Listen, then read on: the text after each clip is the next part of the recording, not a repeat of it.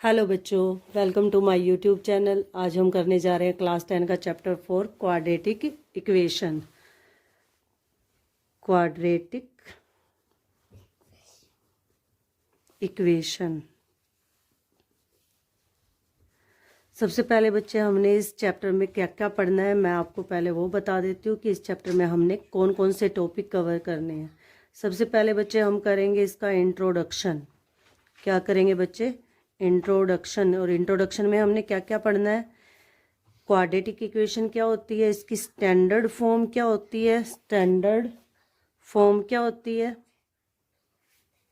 Second हमने बच्चे पढ़ना है इसमें roots of quadratic equation,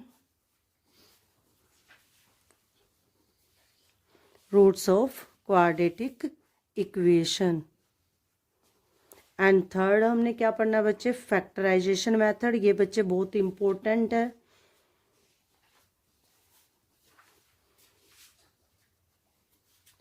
fourth हमने करना है बच्चे क्वाड्रेटिक फॉर्मूला, क्वाड्रेटिक फॉर्मूला।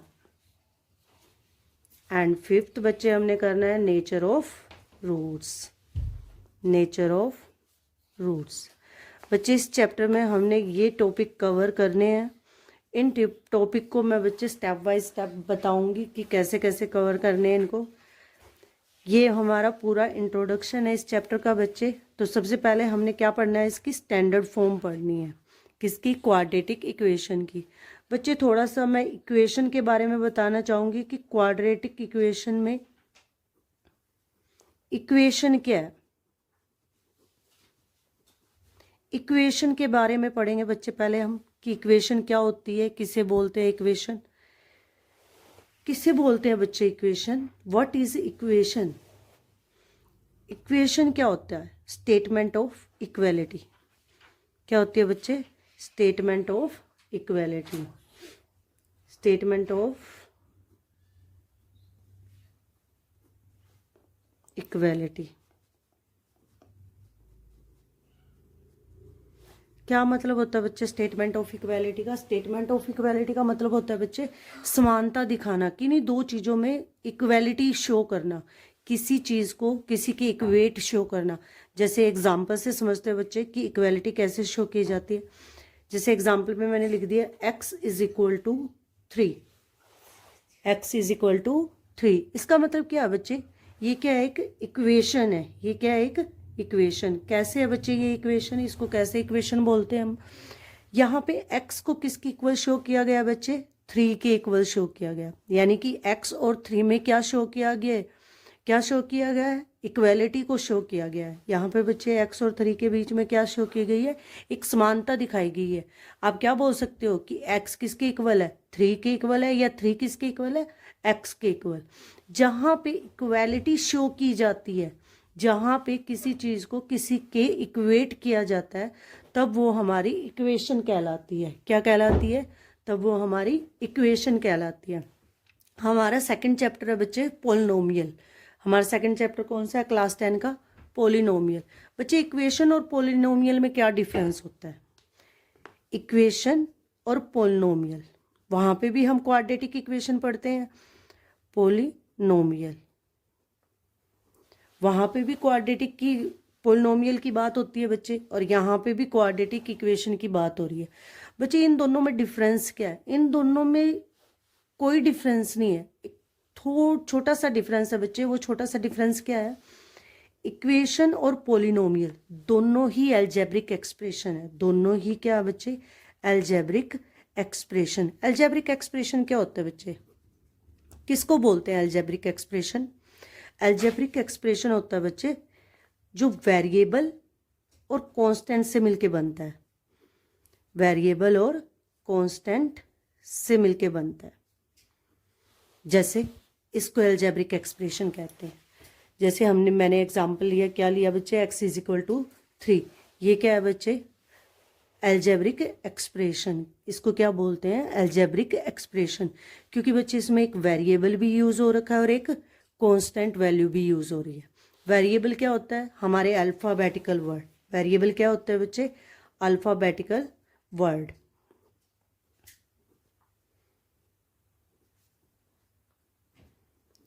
और कांस्टेंट क्या होती है बच्चे? Numerical value. कांस्टेंट क्या होती है?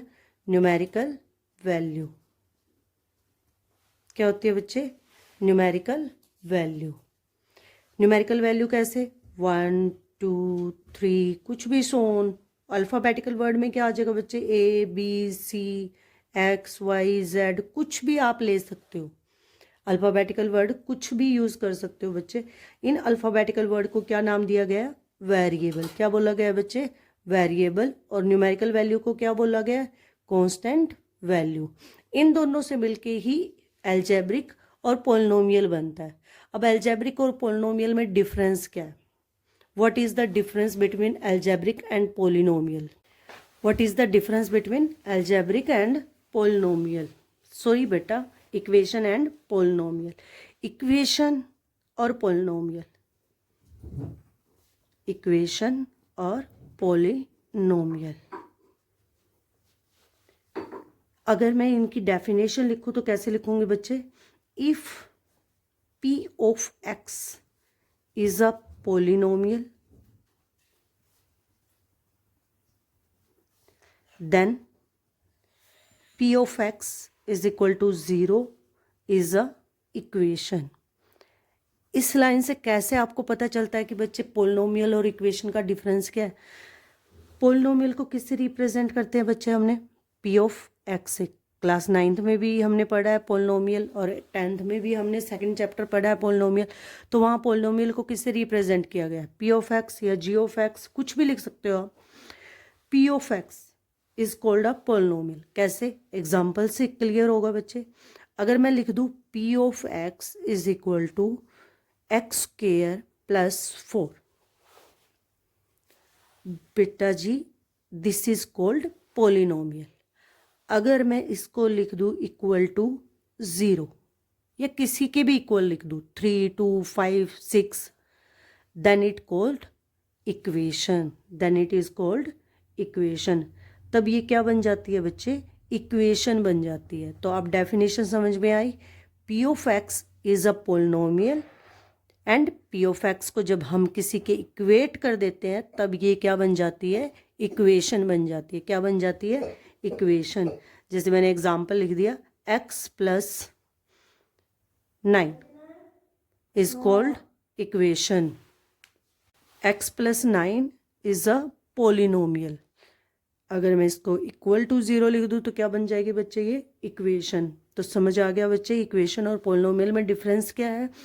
P of x, single P of x is called polynomial when it is equate another value या another कोई भी चीज़ किसी के भी इक्वेट कर देते हैं तब ये क्या बन जाती है?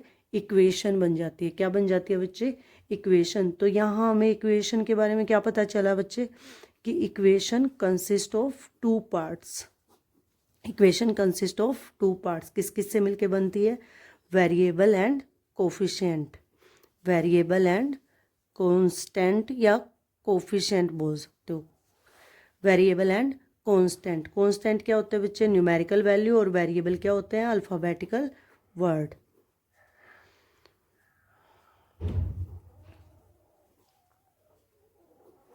और कांस्टेंट क्या होती है बच्चे? Numerical value. कांस्टेंट क्या होता है बच्चे? Numerical value. जैसे मैंने अभी एग्जांपल लिया बच्चे x प्लस 9। x क्या है बच्चे? यहाँ पे वेरिएबल, और 9 क्या है? Constant value. बच्चे यहाँ पे x का जो मल्टीपल है 1, ये भी क्या है? एक कांस्टेंट वैल्यू है। ये भी क्या है? एक कांस्टेंट वैल्यू। और इसको क्या बोलते हैं बच्चे? कोफिशिएंट। क्या बोलेंगे? कोएफिशिएंट। कोएफिशिएंट क्या होता है बच्चे? कोएफिशिएंट किसे बोलते हैं? मल्टीपल ऑफ, जो मल्टीपल होता है विद वेरिएबल, यानी कि वेरिएबल के साथ जो भी मल्टीप्लाई में होता है या मल्टीपल होता है विद वेरिएबल या मल्टीप्लाई विद वेरिएबल, जो भी वेरिएबल के साथ मल्टीप्लाई होता है वो उस वेरिएबल का क्या कहलाता है? कोफिशिएंट। अगर मैं यहाँ पे पूछूं कि x का कोफिशिएंट कौन है तो क्या होगा बच्चे? 1। क्या होगा? 1। तो यहाँ से हमें क्या पता चलता है बच्चे? कि इक्वेशन क्या होती है और पोलिनोमियल क्या होती है।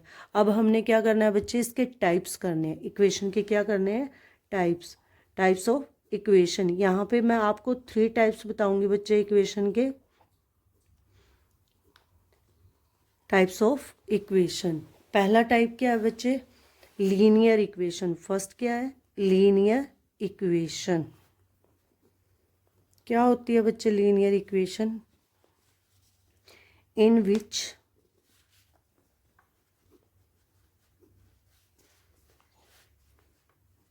पावर ऑफ, पावर मतलब हाईएस्ट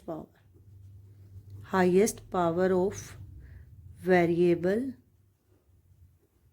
इज 1। लीनियर इक्वेशन क्या होती है बच्चे, in which highest power of variable is 1। जैसे मैं एग्जांपल से समझते बच्चे, x plus 3 is equal to 0। यहाँ पे वेरिएबल की हाईएस्ट पावर क्या है बच्चे, x की। पहले तो बच्चे यहाँ पे वेरिएबल क्या है, x, और वेरिएबल की हाईएस्ट पावर क्या है, 1। अभी अभी डेफिनेशन में क्या लिखा बच्चे, कि जिस इक्वेशन में वेरिएबल की हाईएस्ट पावर 1 होती है वो हमारी कौन सी इक्वेशन कहलाती है, लीनियर इक्वेशन। कौन सी कहलाती है, लीनियर इक्वेशन। तो ये कौन सी इक्वेशन है बच्चे, linear equation. Highest power of variable का मतलब क्या है बच्चे, हाईएस्ट पावर ऑफ वेरिएबल को एक और नाम से बोला जाता है, क्या बोला जाता है, डिग्री। क्या बोला जाता है बच्चे, degree. Highest power of variable को आप क्या बोल सकते हो, डिग्री। यानी कि डिग्री ऑफ वेरिएबल या degree of equation is 1, that equation is called linear equation, that equation is called linear equation। Second equation कौन सी होती है बच्चे, पहले मैं क्यूबिक इक्वेशन बताऊंगी, बाद में बताऊंगी बच्चे quadratic equation. Cubic equation, cubic equation, cubic से ही पता चल रहा है बच्चे क्या होता है, क्यूब। क्यूब मतलब पावर कितनी, 3, in which power of variable is 3, जिसमें वेरिएबल की हाईएस्ट पावर क्या होगी, हाईएस्ट पावर बोलेंगे बच्चे, highest power of variable is 3। For example, अगर मैं एग्जाम्पल लिखूं एक्स क्यूब इक्वल टू 0, तो बेटा जी ये भी एक इक्वेशन है, क्योंकि यहाँ पे हमारी रिक्वायरमेंट क्या है कि वेरिएबल की हाईएस्ट पावर क्या होनी चाहिए, 3। यहाँ पे वेरिएबल क्या है, x, और इसकी हाईएस्ट पावर क्या है, 3। तो it means it is a equation. और 0 क्या है, 0 भी तो कांस्टेंट वैल्यू कहलाती है। तो यानी कि हमारी जो रिक्वायरमेंट है एक इक्वेशन के लिए वो यहाँ सेटिस्फाई हो रही है, तो हम इसको इक्वेशन कह सकते हैं। अब यहाँ पे x की हाईएस्ट पावर 3 है, तो ये कौन सी इक्वेशन कहलाएगी बच्चे, क्यूबिक इक्वेशन। क्या कहलाएगी, क्यूबिक इक्वेशन। अब आती है हमारी quadratic equation. Quadratic equation, equation तो आपको पता ही चल गया बच्चे कि जब हम किसी स्टेटमेंट को किसी के इक्वेट करते हैं तो वो हमारी इक्वेशन बन जाती है। अब हमने यहाँ पे कौन सी इक्वेशन पढ़नी है, क्वाड्रेटिक। क्वाड्रेटिक इक्वेशन क्या होगी बच्चे, इन विच हाईएस्ट पावर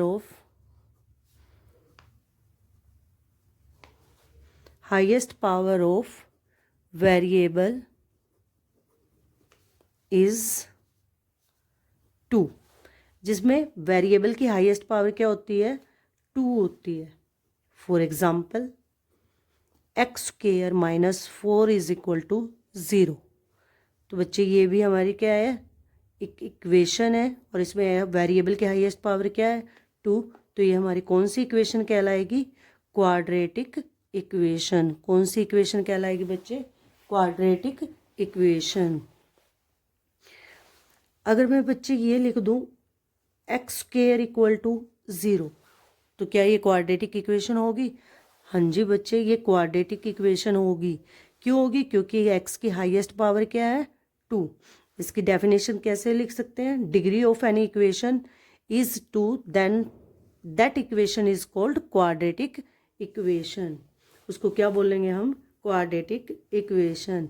इसकी स्टैंडर्ड फॉर्म क्या होती है बच्चे, इसको लिखा कैसे जाता है, अगर हमने किसी इक्वेशन को क्वाड्रेटिक इक्वेशन में लिखना है, रिप्रेजेंट करना है, तो उसको कैसे रिप्रेजेंट करेंगे बच्चे, इसकी स्टैंडर्ड फॉर्म में रिप्रेजेंट करेंगे। क्या होती है इसकी standard form, a x square plus b x plus c equal to 0।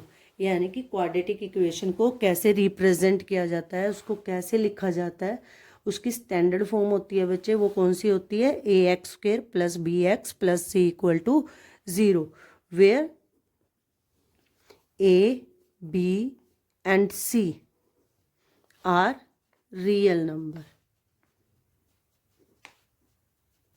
क्या होते हैं बच्चे, real number, but a not equal to 0, a not equal to 0।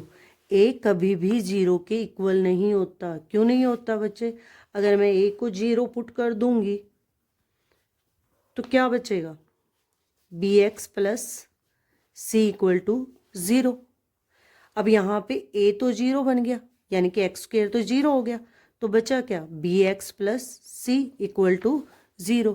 तो अब ये कौन सी इक्वेशन बच गई बच्चे, अब ये कौन सी इक्वेशन बन गई, लीनियर इक्वेशन। अब ये हमारी क्वाड्रेटिक इक्वेशन नहीं रही, क्योंकि यहाँ पे जो हाईएस्ट पावर थी वो क्या हो गई अब 1, और हाईएस्ट पावर 1 किसकी होती है, लीनियर इक्वेशन की।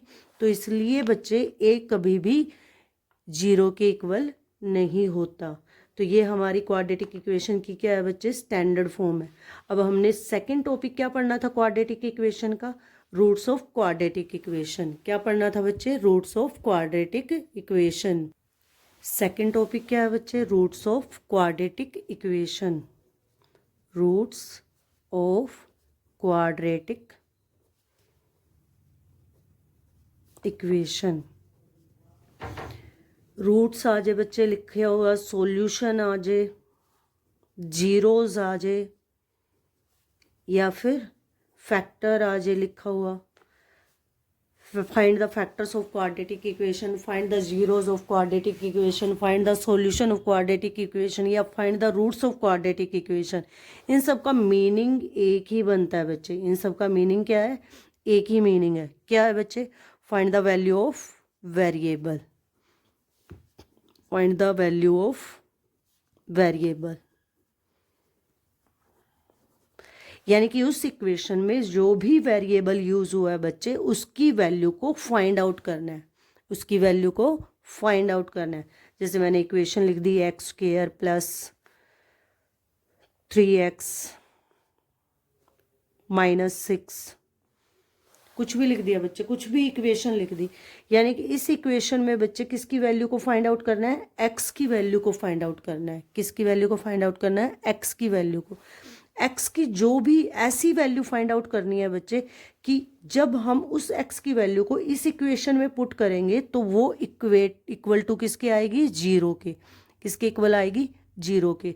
अगर वो एक्स की वैल्यू इस इक्वेशन को सेटिस्फाई करती है तब वो वैल्यू इस इक्वेशन के रूट्स कहलाएंगे। क्या कहलाएंगे बच्चे, इस इक्वेशन के क्या कहलाएंगे, रूट्स कहलाएंगे। कैसे,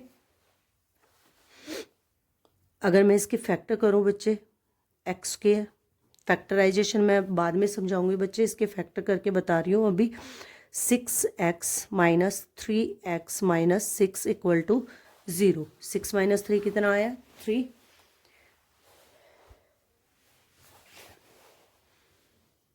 यहाँ पे ले देती हूँ मैं 18, यानी कि मल्टीप्लाई करके हमारा क्या आना चाहिए, 18, और ऐड या सब्ट्रैक्ट करके क्या आना चाहिए, 3। अभी इन दोनों में से अगर हम कॉमन ले और इन दोनों में से कॉमन ले तो क्या आएगा बच्चे, x प्लस 6, जो भी साइन है x plus 6 equal to 0। x की वैल्यू यहाँ से क्या आएगी बच्चे, x plus 6 equal to 0, x minus 3 equal to 0। x की वैल्यू यहाँ से -6 और x की वैल्यू यहाँ से 3। यहाँ बच्चे x की कितनी वैल्यू आई है, यहाँ से हमें x की 2 वैल्यू मिल रही है। कितनी वैल्यू मिल रही है, 2 वैल्यू। तो ये दोनों वैल्यू बच्चे इस इक्वेशन को क्या करेंगी, सेटिस्फाई करेंगी। कैसे करेंगी, अगर मैं 3 पुट करूँ तो 3 3 ज़ा 9, 3 3 ज़ा 9 माइनस 18, 9 और 9 18, माइनस 18 इक्वल टू 0। यानी कि हमारी जो x की वैल्यू 3 आई है वो इस इक्वेशन में पुट करने पर ये इसको इक्वल टू 0 प्रूव कर रही है। तो इसका मतलब ये x की वैल्यू क्या है बच्चे, इस क्वाड्रेटिक इक्वेशन के क्या कहलाएंगे, रूट्स कहलाएंगे। क्या कहलाएंगे, रूट्स। यानी कि रूट से आप क्या समझते हो, find the value of variable, find the value of variable. Solution हो गया बच्चे, जीरोस हो गया या फैक्टर्स हो गया। अब एक चीज़ आपने नोट की होगी बच्चे कि जीरोस कहाँ यूज़ करते थे हम, पोलिनोमियल में, और क्वाड्रेटिक इक्वेशन में क्या यूज़ कर रहे हैं, रूट्स। यानी कि जब वर्ड पोलिनोमियल आ जाता है, जब वर्ड पोलिनोमियल आ जाता है तो बच्चे वहाँ पे क्या लिख देते हैं, जीरोस। और जब हम इक्वेशन यूज़ करते हैं तब हम कौन सा वर्ड यूज़ करते हैं, तब हम क्या यूज़ करते हैं, रूट्स। यानी कि find the zeros of the polynomial और find the roots of quadratic equation. यानी कि इक्वेशन के साथ क्या लग जाता है, रूट्स, और पोलिनोमियल के साथ क्या लग जाता है बच्चे, जीरोस। लेकिन दोनों का मीनिंग ही एक है, दोनों का मीनिंग एक ही है, क्या, find the value of variable. इसमें भी वेरिएबल की वैल्यू फाइंड आउट करनी है और इसमें भी वेरिएबल की वैल्यू फाइंड आउट करनी है। अब maximum roots of quadratic equation कितने होंगे, मतलब कि किसी भी इक्वेशन के हम कितने रूट्स फाइंड आउट कर सकते हैं। तो बच्चे सबसे पहले मैंने कौन सी इक्वेशन कराई थी आपको, लीनियर इक्वेशन। लीनियर इक्वेशन में पावर ऑफ वेरिएबल क्या थी बच्चे, power of variable, maximum power of variable क्या थी बच्चे, 1। तो यानी कि इसके मैक्सिमम रूट कितने होंगे, 1। ऐसे ही बच्चे quadratic equation, quadratic equation maximum root कितने होंगे बच्चे, 2। क्यों होंगे बच्चे, क्योंकि highest power of variable is 2, because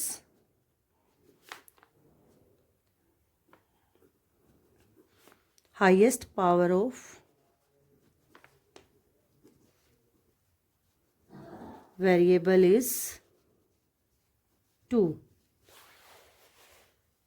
क्योंकि क्वाड्रेटिक इक्वेशन की वेरिएबल की जो हाईएस्ट पावर होती है वो 2 होती है। यानी कि उस इक्वेशन के मैक्सिमम रूट हम कितने फाइंड आउट कर सकते हैं, 2। कितने फाइंड आउट कर सकते हैं, 2।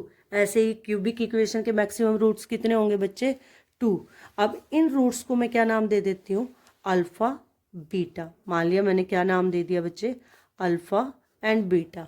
क्वाड्रेटिक इक्वेशन के रूट्स को क्या नाम दे दिया, alpha and beta, alpha and beta. What is the relation between coefficient and roots. हमने पोलिनोमियल में पढ़ा था बच्चे कि sum of roots alpha plus beta किसके इक्वल होता है, माइनस बी अपॉन में ए। अब ये बी क्या है बच्चे, स्टैंडर्ड फॉर्म क्या होती है बच्चे क्वाड्रेटिक इक्वेशन की, a x square plus b x plus c equal to 0। ये क्या होती है बच्चे, क्वाड्रेटिक इक्वेशन की स्टैंडर्ड फॉर्म होती है। यहाँ पे ए बी, ए किसका कोफिशिएंट है, एक्स स्क्वायर का, और बी किसका कोफिशिएंट है, एक्स का, और सी क्या है बच्चे, कांस्टेंट वैल्यू। तो सम ऑफ रूट्स किसके इक्वल था, alpha plus beta is equal to minus b upon a. ये बच्चे रूट्स और कोफिशिएंट के बीच में रिलेशन है कि हम अगर हमें डायरेक्ट निकालने रिलेशन शो करना है तो हम डायरेक्ट रिलेशन शो कर सकते हैं। तो सम ऑफ रूट्स किसके इक्वल होता है, alpha plus beta minus b upon a. B क्या है बच्चे, कोफिशिएंट ऑफ एक्स अपॉन में कोफिशिएंट ऑफ एक्स स्क्वायर। इसी तरह बच्चे product of roots alpha into beta c upon में ए, कांस्टेंट वैल्यू अपॉन में कोफिशिएंट ऑफ एक्स स्क्वायर। ये क्या है बच्चे, ये रूट्स और कोफिशिएंट में रिलेशन है। यानी कि एक क्वाड्रेटिक इक्वेशन के कोफिशिएंट और रूट्स में क्या रिलेशन होता है। अगर आपको डायरेक्ट निकालना हो सम ऑफ रूट्स और प्रोडक्ट ऑफ रूट्स गिवन है तो आप डायरेक्ट क्वाड्रेटिक इक्वेशन बना सकते हो। ये आपने पोलिनोमियल चैप्टर में समझ चुके हो बच्चे कि पोलिनोमियल चैप्टर में हम कैसे क्वाड्रेटिक इक्वेशन बनाते थे सम ऑफ रूट्स से और प्रोडक्ट ऑफ रूट्स से। थर्ड टॉपिक हमने क्या करना है बच्चे इसमें, फैक्टराइजेशन मेथड। थर्ड टॉपिक क्या है हमारा, फैक्टराइजेशन मेथड। बच्चे मैं फैक्टराइजेशन मेथड आप सबको बाद में कराऊंगी क्योंकि ये इंपॉर्टेंट है और थोड़ा लेंथी है और बच्चों को थोड़ा लेट समझ आता है, तो बच्चे इसकी एक डिटेल्ड वीडियो अलग से होगी। अभी मैं आपको इसका फोर्थ टॉपिक करा रही हूँ, quadratic formula. Fourth topic quadratic formula. क्या होता है बच्चे क्वाड्रेटिक फॉर्मूला, क्यों यूज किया जाता है, क्वाड्रेटिक फॉर्मूला किस लिए यूज होता है बच्चे। क्वाड्रेटिक फॉर्मूला हमें रूट्स फाइंड आउट करने के लिए यूज करते हैं। किसी भी क्वाड्रेटिक इक्वेशन के रूट्स फाइंड आउट करने के लिए हम डायरेक्ट क्वाड्रेटिक फॉर्मूला यूज करते हैं। कैसे यूज करते हैं बच्चे, स्टैंडर्ड फॉर्म क्या होती है क्वाड्रेटिक फॉर्मूले की, ax² bx + c = 0।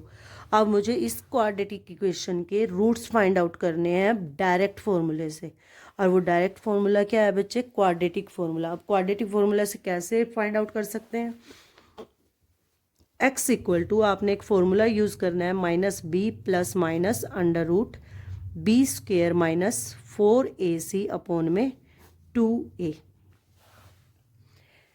आप ये डायरेक्ट फॉर्मूला इस इक्वेशन में पुट करके बच्चे आप x की वैल्यू को फाइंड आउट कर सकते हो, यानी कि इस इक्वेशन के रूट्स को फाइंड आउट कर सकते हो।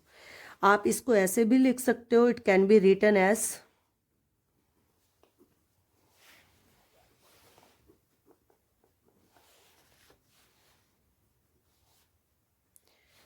x = -b ± (d/2a)। d क्या है बच्चे यहाँ पे, डिस्क्रिमिनेंट। d क्या है हमारा, डिस्क्रिमिनेंट। डिस्क्रिमिनेंट क्या होता है बच्चे, which tells us whether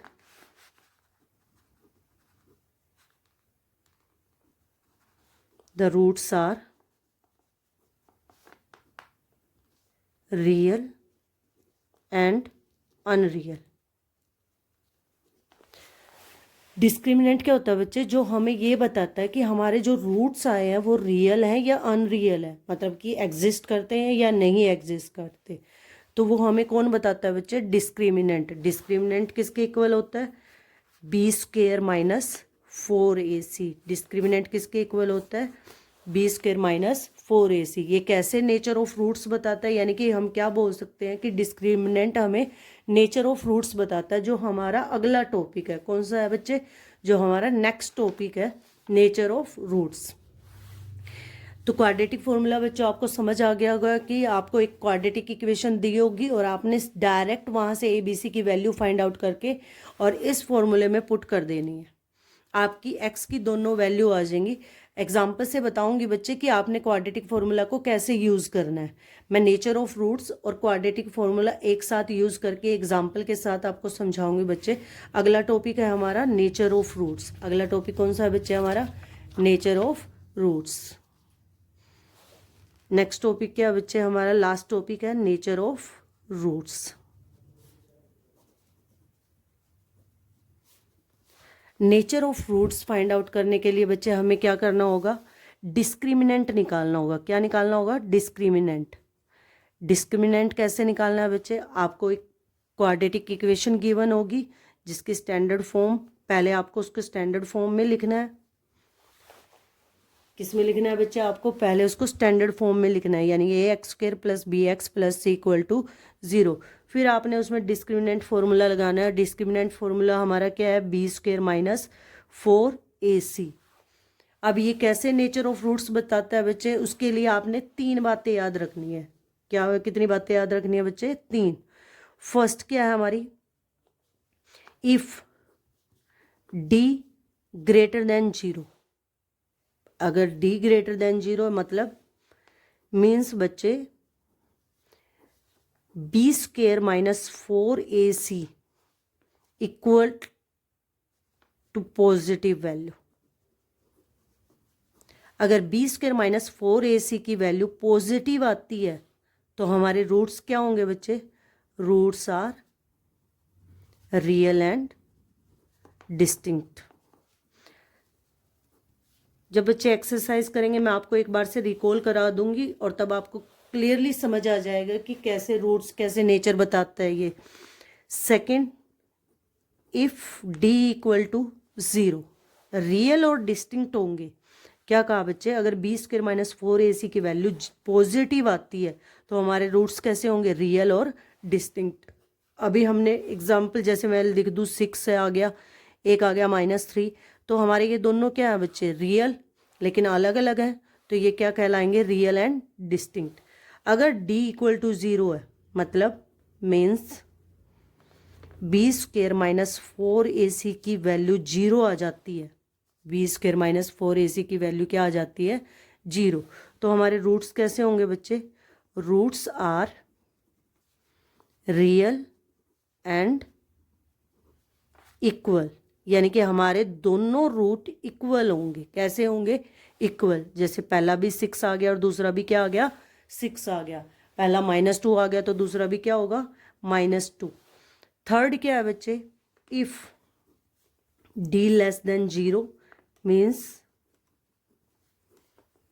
B square minus 4ac equal to less than 0, मतलब बी स्क्वेयर माइनस 4ac की वैल्यू क्या आ गई, अगर नेगेटिव आ जाती है, अगर नेगेटिव आ जाती है तो हमारे रूट्स कैसे होंगे, रूट्स आर इमेजिनरी, इमेजिनरी। या फिर आप ये बोल सकते हो there are no real roots, there are no real roots. यहाँ पे कोई भी रियल रूट नहीं होगा, या there are no real roots exist भी लिख सकते हो आप, कुछ भी लिख सकते हो बच्चे, एग्जिस्ट। या फिर रूट्स आर इमेजिनरी लिख सकते हो, रूट्स आर अनरियल भी लिख सकते हो, कि हमारे रूट्स कैसे हैं, अनरियल है, मतलब रियल नहीं है। कैसे एग्जाम्पल समझाती हूँ बच्चे कि इमेजिनरी रूट्स कैसे हैं। आप बच्चे मेरे को एक बात बताओ, √4 का स्क्वायर रूट निकाल सकते हो, क्या होगा, 2। क्या आप -4 का स्क्वायर रूट निकाल सकते हो बच्चे? कुछ बच्चे ऐसे हैं कि इसका स्क्वायर रूट -2 लिख देंगे, नहीं बच्चे वो गलत है।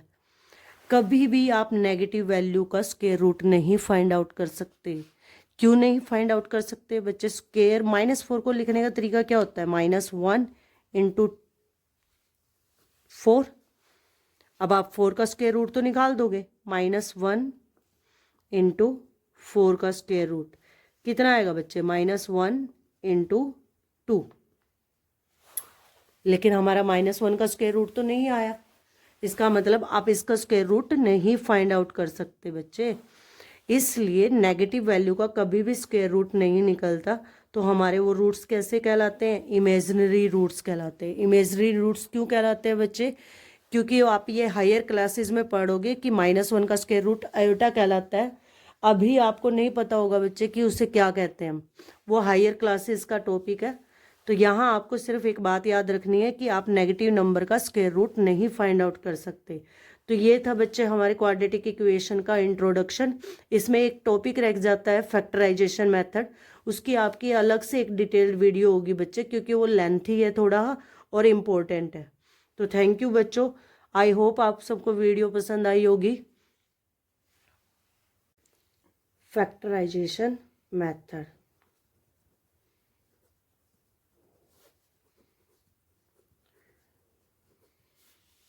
बच्चे बहुत इंपॉर्टेंट मेथड है।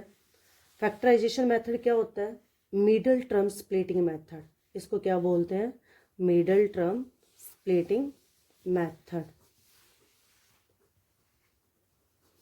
मिडल टर्म स्प्लिटिंग मेथड क्या होता है बच्चे, मिडल टर्म स्प्लिटिंग मेथड मतलब कि स्प्लिटिंग का मतलब होता है ब्रेक करना।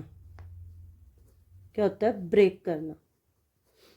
किसको ब्रेक करना है, स्टैंडर्ड फॉर्म क्या होती है बच्चे क्वाड्रेटिक इक्वेशन की, bx + c = 0। Factorization method, factorization method क्यों यूज किया जाता है बच्चे, ये भी क्वाड्रेटिक इक्वेशन के रूट्स फाइंड आउट करने के लिए, यानी कि क्वाड्रेटिक इक्वेशन में जो वेरिएबल यूज होता है उसकी वैल्यू को फाइंड आउट ये करने के लिए हम फैक्टराइजेशन मेथड यूज़ करते हैं। कैसे उसके रूट्स फाइंड आउट करने हैं, यानी कि वेरिएबल की वैल्यू कैसे फाइंड आउट करनी है हमने, उसकी मिडल टर्म को ब्रेक करके। यानी कि हमारी ये फर्स्ट टर्म, क्वाड्रेटिक इक्वेशन में कितनी टर्म यूज होती हैं, फर्स्ट, सेकेंड एंड थर्ड। हम कितनी टर्म यूज करते हैं बच्चे, 3। और मिडल टर्म कौन सी होती है, बी एक्स। यानी कि आपने इस मिडल टर्म को ब्रेक करके लिखना है, बाकी और कुछ नहीं करना। अब इस मिडल टर्म को ब्रेक करना सीखना है कि इस मिडल टर्म को कैसे ब्रेक किया जाता है, उसे ही फैक्टराइजेशन मेथड कहते हैं। तो इस मिडल टर्म को ब्रेक करने के लिए आपको सिर्फ 3 स्टेप याद करने हैं बच्चे। वो 3 स्टेप क्या है, फर्स्ट स्टेप है हमारा, स्टेप फर्स्ट, आपने क्या निकालना है, प्रोडक्ट निकालना है। आपने क्या फाइंड आउट करना है, प्रोडक्ट। और दूसरा आपने क्या फाइंड आउट करना है, सम। सम यानी कि आपकी मिडल टर्म, सम मतलब मिडल टर्म।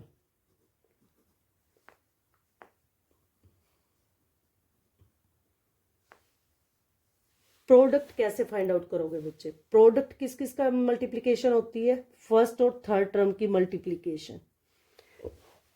यानी कि प्रोडक्ट में आपने क्या निकालना है, फर्स्ट और जो आपकी थर्ड टर्म गिवन होगी उसकी मल्टीप्लिकेशन। यानी कि आपने फर्स्ट और थर्ड टर्म को मल्टीप्लाई करके लिखना है यहाँ पे। उसके बाद आपने लिखनी है मिडल टर्म। उसके बाद क्या लिखनी है आपने, मिडल टर्म। मिडल टर्म क्या होगी आपकी, जो भी आपका एक्स का कोफिशिएंट होगा वो आपकी मिडल टर्म होगी। जो भी आपका एक्स का कोफिशिएंट होगा वो आपकी क्या होगी, middle term. Step second, step second में बच्चे आपने क्या करना है, जो आपका प्रोडक्ट आया है, जो आपका प्रोडक्ट आया है, आपने उसके क्या करने हैं, प्राइम फैक्टर। आपने उसके क्या करने हैं, प्राइम फैक्टर। आपने उसके क्या निकालने हैं, प्राइम फैक्टर। प्राइम फैक्टर करने के बाद आपने उसके जो भी आपके प्राइम फैक्टर आएंगे बच्चे, आपने उनकी क्या करनी है, ग्रुपिंग करनी है। क्या करनी है, ग्रुपिंग। ग्रुपिंग ऐसे 2 नंबर में करनी है बच्चे। आपने उन प्राइम फैक्टर की ग्रुपिंग को ऐसे 2 नंबर में करना है कि आप ऐड या सब्ट्रैक्ट करें तो आपका सम आए। अगर आप ऐड या सब्ट्रैक्ट करें तो आपका सम आए।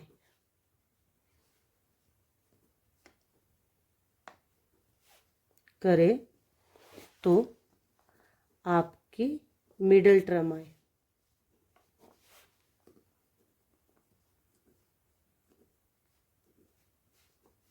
टर्म आए। थर्ड स्टेप क्या बच्चे,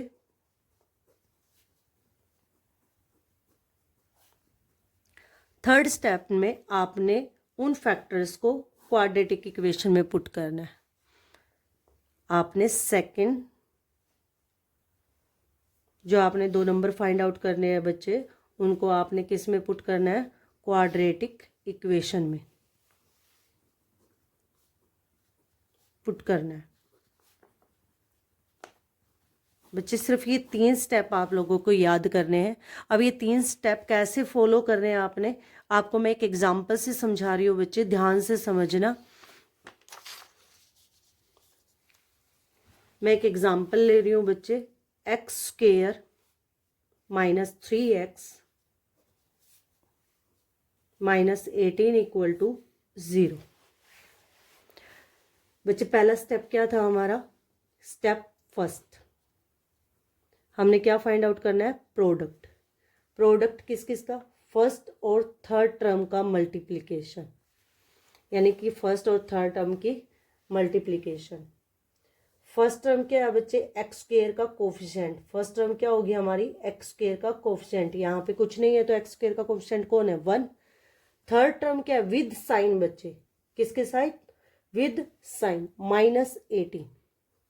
18 बन जा 18 माइनस 18, यानी कि प्रोडक्ट कितना आया बच्चे, माइनस 18। दूसरा हमने क्या फाइंड आउट करना था, सम। सम यानी कि हमारी मिडल टर्म। मिडल टर्म क्या है बच्चे, वो भी हमने विद साइन लिखनी है। मिडल टर्म क्या है, -3। क्या है बच्चे, -3। -3x लिखना चाहते हो -3x लिख लो या -3। स्टेप सेकंड, स्टेप सेकंड में क्या कहा था बच्चे मैंने, कि आपका जो प्रोडक्ट है आपने उसके प्राइम फैक्टर करने हैं। क्या करने हैं आपने? Prime factor. मैंने 18 के प्राइम फैक्टर किए, 2 9 जा 18। प्राइम फैक्टर कैसे निकालते हैं? प्राइम नंबर से डिवाइड करना है। What is prime number? जो आपने एक से और अपने आप से डिवाइड होते हैं, डिवाइडेड बाय 1 एंड itself। 3 3 जा 9, 3 1 जा 3। यानी कि आपके जो 18 के फैक्टर है बच्चे वो क्या आए हैं? 2 3 और 3। आपने बच्चे इनकी पेयरिंग ऐसे करनी है कि आप ऐड या सब्ट्रैक्ट करो तो आपका क्या आए? -3 आए। क्या है आपका? -3। प्रोडक्ट नहीं देखना, प्रोडक्ट तो बच्चे आपको पता है कि यही आना है। आपने सिर्फ मिडल टर्म देखनी है कि आपने ऐसे 2 नंबर फाइंड आउट करने हैं कि आप ऐड या सब्ट्रैक्ट करो तो क्या है आपका? -3। क्या है आपका? -3। जैसे मैं इसकी ग्रुपिंग करती हूँ, 3 2 जा 6। मैंने एक फैक्टर 6 ले लिया और एक फैक्टर क्या ले लिया? 3। यानी कि मैंने एक 6 और एक 3 लिया। अब मैं 6 - 3 करूँ तो क्या आएगा? 3। जब एक प्लस का होता है और एक माइनस का होता है तो बच्चे साइन किसका आता है? ग्रेटर नंबर का। तो ग्रेटर नंबर कौन है? पॉजिटिव। लेकिन मुझे क्या चाहिए? नेगेटिव। तो यानी कि नेगेटिव कौन होगा? Greater number. और स्मॉलर नंबर क्या होगा? पॉजिटिव। क्योंकि सब्ट्रैक्ट करना है तो एक पॉजिटिव और एक नेगेटिव होना चाहिए। तो यानी कि जो मेरा स्मॉलर नंबर होगा वो क्या होगा? पॉजिटिव। और जो लार्ज नंबर होगा वो क्या होगा? नेगेटिव। 6 + 3 यानी कि 6 में से 3 गया 3। साइन किसका आएगा? ग्रेटर नंबर का। यानी कि अगर मैं इनको ऐड या सब्ट्रैक्ट कर रही हूँ तो मेरी मिडल टर्म आ रही है। अब 6 और 3 को मल्टीप्लाई करूंगी तो 6 3 जा 18 प्लस माइनस माइनस। यानी कि मेरे ये दोनों नंबर जो मेरे हैं -6 और 3, ये ऐसे दो नंबर है कि अगर मैं इनको मल्टीप्लाई करूं तो मेरा प्रोडक्ट आ रहा है, अगर मैं इनको ऐड या सब्ट्रैक्ट करूं तो मेरी मिडल टर्म आ रही है। यानी कि मेरे पास 2 फैक्टर आ गए। अब स्टेप थर्ड क्या था बच्चे? आपने इसको इन दोनों फैक्टर्स को किस में पुट करना है? क्वाड्रेटिक इक्वेशन में। Put into quadratic equation.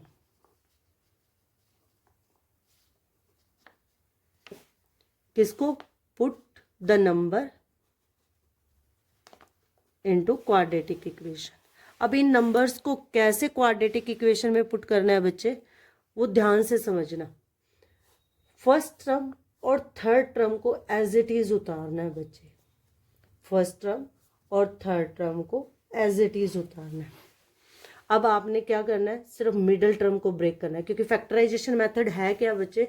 Middle term की स्प्लिटिंग है, यानी कि मिडिल टर्म को ब्रेक करके लिखना है। तो आपने 3x को क्या लिखोगे? -6x। जिस नंबर में आपने उसको ब्रेक किया है 6 और 3 था, तो -6x + 3x। अब आपके पास कितनी टर्म बन गई बच्चे? 4। तो फर्स्ट 2 टर्म और लास्ट 2 टर्म का आपने पेयर बना देना और उनमें से कॉमन लेना है। अब फर्स्ट 2 टर्म से क्या कॉमन आ रहा है? x -6 डिवाइड करोगे, एक यहाँ पे x² है, एक x बाहर आ गया तो एक x बच गया। आगे साइन माइनस है, यहाँ से x बाहर आ गया तो क्या बचा बच्चे? 6। आगे क्या साइन है? प्लस। इन दोनों से क्या कॉमन आ रहा है? जो दोनों को डिवाइड करे, ऐसा नंबर जो दोनों को डिवाइड करे। सबसे पहले तो हम स्मॉलेस्ट नंबर देखेंगे जो उसमें गिवन है। अब इन दोनों में से स्मॉलेस्ट कौन है? 3। 3 पे देखते हैं दोनों डिवाइड होते हैं क्या? 3 1 जा 3, 3 6 जा 18। यानी कि दोनों में से क्या कॉमन आ रहा है? 3। अब यहाँ से 3 कॉमन आ गया तो क्या बचा बच्चे? x। प्लस और माइनस क्या होगा? माइनस। 3 से 18 को डिवाइड करोगे तो 3 6 जा 18। अब इन दोनों में कौन कॉमन है बच्चे? x -6। क्या बचा? x + 3। x -6 तो मैंने अलग लिख दिया, बचा क्या? x + 3। इसको अलग लिख दिया। अब x -6 = 0 और x + 3 = 0। यहाँ से x की वैल्यू क्या आएगी बच्चे? इसको उधर लेके जाएंगे तो ये पॉजिटिव हो जाएगा। अगर इसको उधर लेके जाएंगे तो ये क्या हो जाएगा? -3, क्योंकि 0 में -3 ऐड या सब्ट्रैक्ट करोगे तो वही वैल्यू आएगी। तो यहाँ से हमारी x की कितनी वैल्यू आ रही है 2, यानी कि ये मैंने पहले ही बताया था बच्चे कि क्वाड्रेटिक इक्वेशन की हाईएस्ट पावर 2 होती है, तो उसके मैक्सिमम रूट्स भी कितने होंगे 2 होंगे। कितने होंगे बच्चे 2 होंगे। तो अब आई होप बच्चों आपको फैक्टराइजेशन मेथड समझ आ गया होगा। ये फैक्टराइजेशन मेथड है बच्चे। एक बार फिर से मैं रिपीट करा रही हूँ कि आपने क्या क्या करना है। आपने सिर्फ 3 स्टेप याद करने हैं बच्चे। पहला स्टेप क्या है कि आपने फर्स्ट और थर्ड टर्म का प्रोडक्ट निकालना है। सेकंड स्टेप क्या है बच्चे, आपने मिडल टर्म निकालनी है। क्या निकालनी है, मिडल टर्म लिखनी है।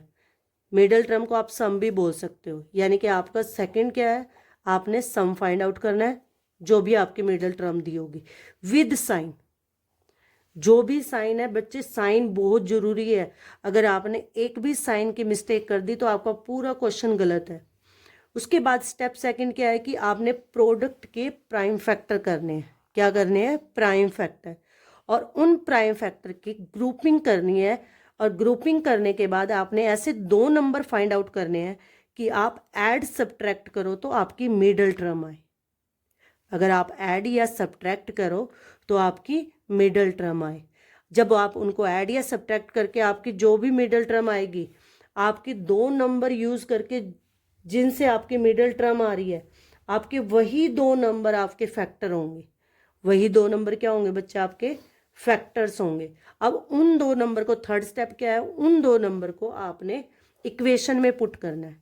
कैसे इक्वेशन में पुट करना है, आपने फर्स्ट और थर्ड टर्म को एज इट इज उतारना है। फर्स्ट और थर्ड टर्म को एज इट इज उतारना है। मिडिल टर्म को ब्रेक करके लिखना है। किसमें, जो आपने 2 नंबर्स फाइंड आउट किए थे उन 2 नंबर्स में, -6x + 3x। आपने पहले 2 नंबर से कॉमन लेना और लास्ट के 2 नंबर से कॉमन लेना।